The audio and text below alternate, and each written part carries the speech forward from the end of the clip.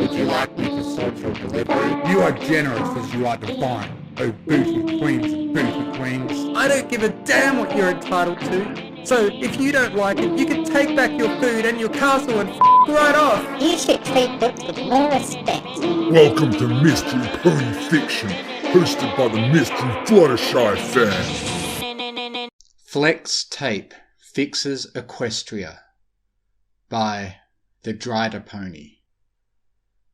Arcane lightning hissed and spit, arcing between crystal pylons as it tore asunder the boundaries between two worlds.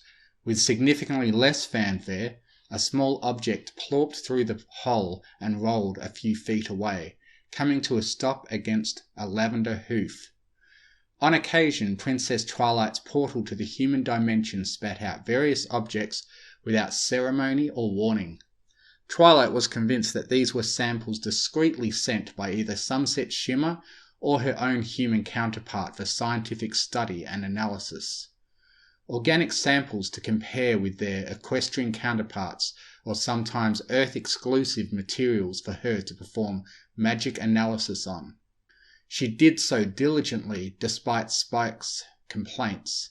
He was of the opinion that some human, his bits were on either Rainbow Dash or Pinkie Pie, was just using the portal as a convenient garbage bin for their lunch leftovers and whatever other trash happened to be in their pockets at the time. But this new object fell into neither category. Twilight picked it up with her magic and rotated it curiously. It was a thick roll containing many layers of some reflective rubberized material. It was also still shrink-wrapped in its original packaging, which allowed her to easily dismiss Spike's nonsense. Lazy trash theory. It bore a colourful inscription, but without the portal's imbued translation magic, it was indecipherable.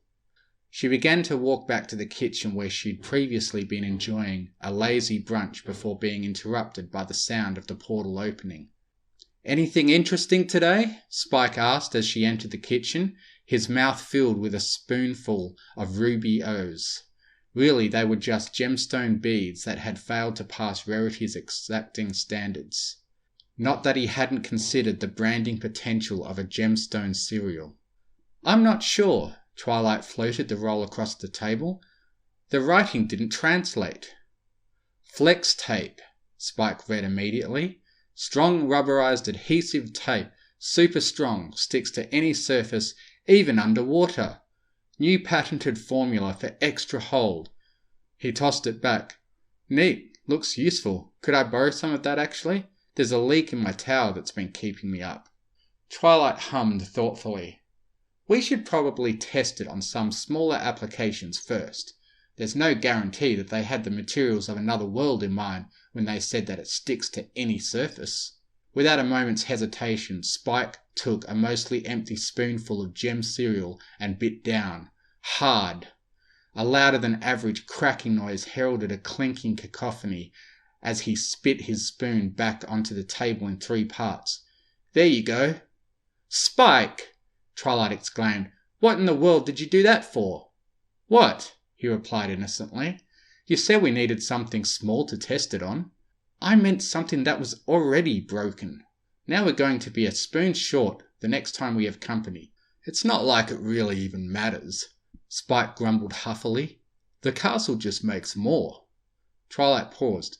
"What's that now?" He nodded. "Yeah, one night I came down for a midnight snack, and I was really out of it and ate through like 5 forks and a butter tray before I realized what I was doing. Next day, I checked the drawer, and we had a complete set again." "Huh. Odd. I did not know it could do that." Not the most eloquent of responses, but it conveyed her reaction accurately. "But we can study the castle's features another time. Let's focus on one thing for now." Spike grabbed the tape, and after getting his claws under the almost flush edge, pulled off a long strip.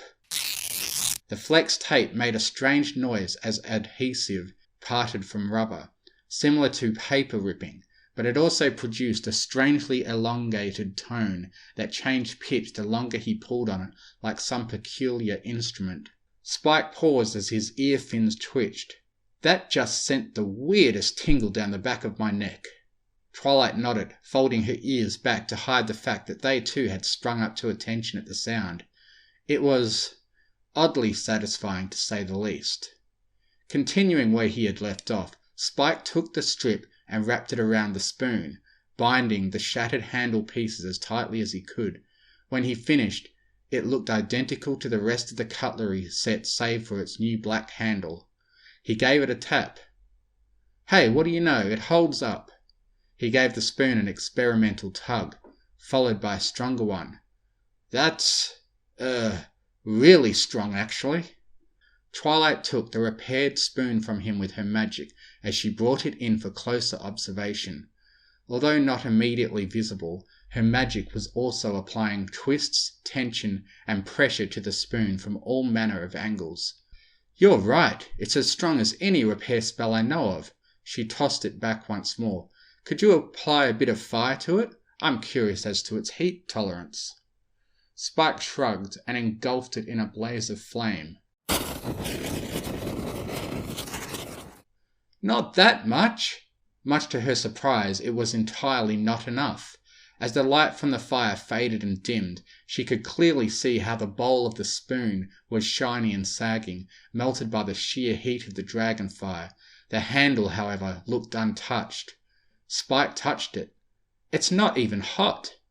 I believe this calls for more extensive testing." Twilight levitated Spike to her back and the remaining roll of flex tape to his hand. "Where did you say there was a leak?" "My room," he reminded. With a quick flash of light, they found themselves by the foot of his bed. Spike hopped off Twilight's back as she began scanning the ceiling. "All right, where is it?" He pointed to the far corner. It was faint, but one could just make out a long, thin crack above the window. Twilight nodded in understanding. "Pull me another strip." Spike ripped off another piece, and once again the air was punctuated by that same drawling note. The pair shuddered slightly, each too preoccupied, trying to hide their own reaction to notice that the other was doing the same. With a few beats of her wings, Twilight was airborne. She approached the crack at speed, flex tape in hoof, putting a bit of spin on her ascent. She pulled back a foreleg and slammed the flex tape onto the ceiling with a satisfying smack. She descended slowly, admiring her efforts as she reached the ground. "You know, Spike, I never thought that repairing things could be so cathartic." Spike nodded in agreement. Even if he hadn't been the one to do it himself, the flex tape made so many ear-pleasing sounds that even repairing vicariously had its thrill. If only there were more things to fix. "You know," he started, "I think I remember Starlight saying that one of the pipes in her shower was leaky." Twilight's eyes lit up, followed quickly by her horn. With a flash, they were gone again. "Let me give it a go this time," Spike insisted as they arrived in Starlight's bathroom. "You got it." He took a strip in his claw after another moment of fascinating ripping music and hopped between ledges before he was finally high enough to reach the shower head. With a long jump and a dramatic "Yah!" he landed the flex tape on the pipe with yet another delightful smacking noise. Twilight laughed and cheered him on. "Slap it on, Spike! Slap it on!" He did so with wild abandon, adding another 3 layers for an especially strong seal. "You were right, Twilight. That felt good. What else can we fix around here?" After a moment of silent consideration, an unsettling grin grew between the pair before they vanished in another flash of teleportation magic.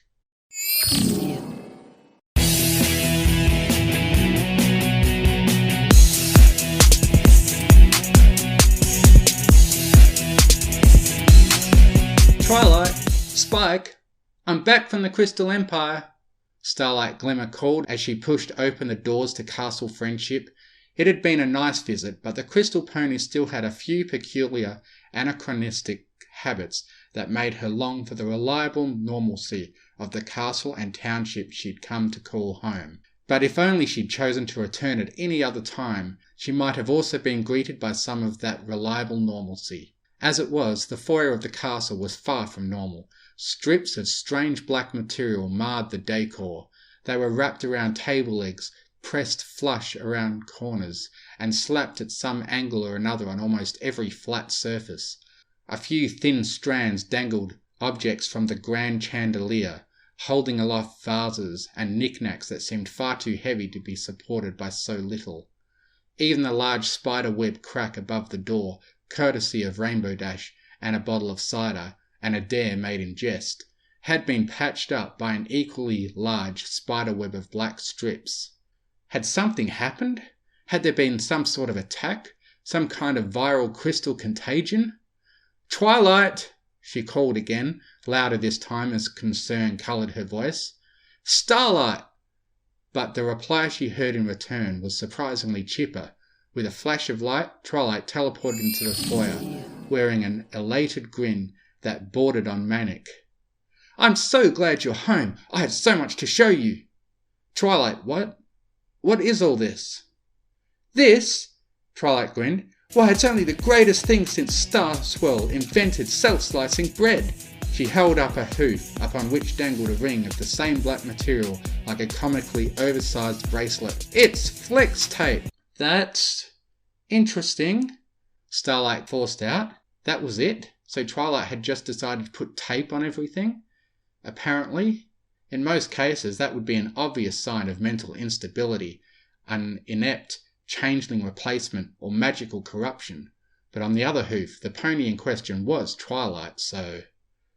"Oh, you better believe it is," Twilight cheered. "Flex tape can fix anything." She leaned in close, so close that Starlight's bubble of personal space became atomically close to her skin.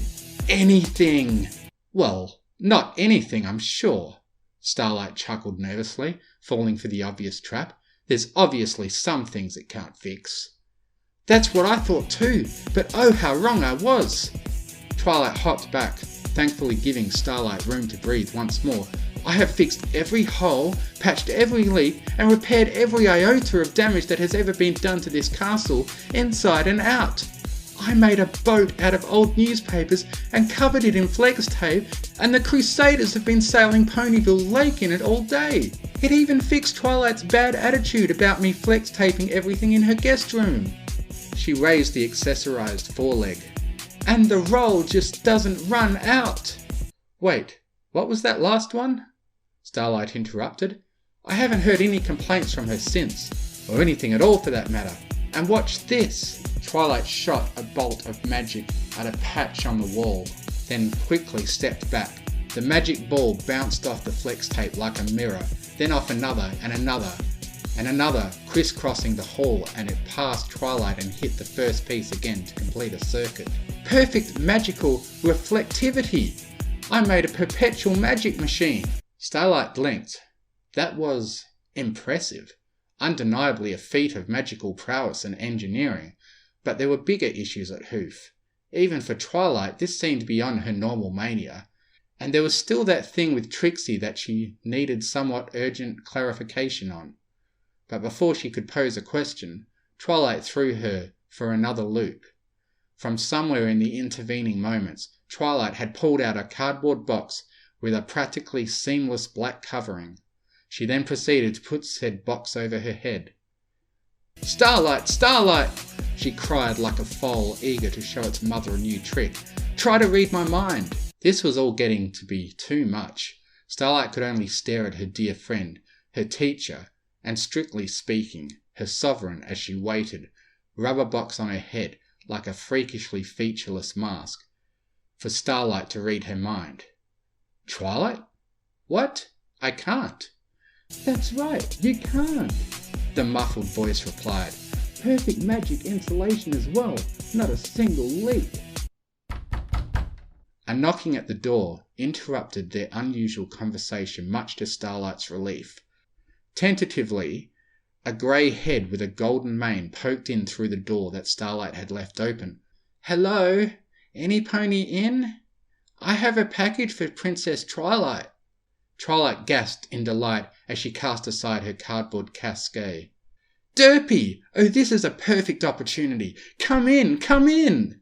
She took hold of the surprised Pegasus in a magic pulling pony package and all into her foyer. "You're just in time to help me show Starlight something." "Hi, Derpy," Starlight greeted meekly. "Hello, Starlight," the male mare replied, but something about the greeting seemed oddly forced.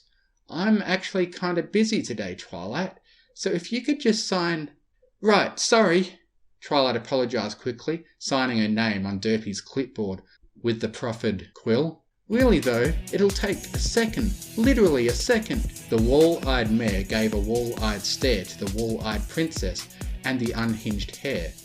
She eyed the package nervously. "I really should be going. Busy, busy, busy." She turned to leave, only to be interrupted. "Wait, isn't the post office closed on the weekend?" Twilight asked. Derpy froze before slowly turning to face the unicorn. "Yes," she said tersely, "but there were a few packages that were misplaced yesterday, so I'm delivering them now." Twilight smiled. "What a thoughtful thing to do." Starlight took a different view. "Are you getting overtime for this, or is this out of your personal hours?" "Overtime," she replied quickly, as if the other had never even been an option worth considering, or she just wanted to hurry the conversation along so she could leave. "Well, it looks like this is your last package. There's no harm in waiting a few extra minutes to run the clock and earn a couple extra bits." Questionable workplace ethics aside, Starlight really just desperately wanted a supportive voice of reason to help her bring Twilight down from this flex tape high. Derpy's eyes darted back and forth between the door, Starlight and the package still held in Twilight's hooves. No, I really should be—" "Oh, just hold still," Twilight said, puffing in exasperation. "This won't hurt a bit and you'll thank me later." With a sudden ripping noise, a strip of black flex tape found itself latched to the patch of fur between Derpy's eyes. "There!" Twilight grinned in self-satisfaction. "Now that wasn't so bad, was it?" But she was cut off by the sound of panicked screaming. Derpy's eyes went wide as saucers as she scrabbled at her face in panic. Starlight started to step in to help, only to jump back in alarm as Derpy's face suddenly caught fire. Flames consumed her body in an instant, burning away fur and uniform alike, and leaving behind nothing but pitted black tissue. But burned skin was never so smooth, nor did fire usually cause a pony to grow a horn or double in height. In moments, the friendly face of Ponyville's iconic delivery mare was gone, replaced by the horrifying and intimidating stature of Chrysalis, Queen of the Changeling Empire. Or rather, it would have been intimidating if Chrysalis, Queen of the Changeling Empire, were not rolling around on the floor like a foal, with chickenpox screaming, "Get it off! Get it off! Get it off!" Alarmed, but still thinking clearly, Starlight charged up her horn with an offensive spell, except Twilight reacted even faster.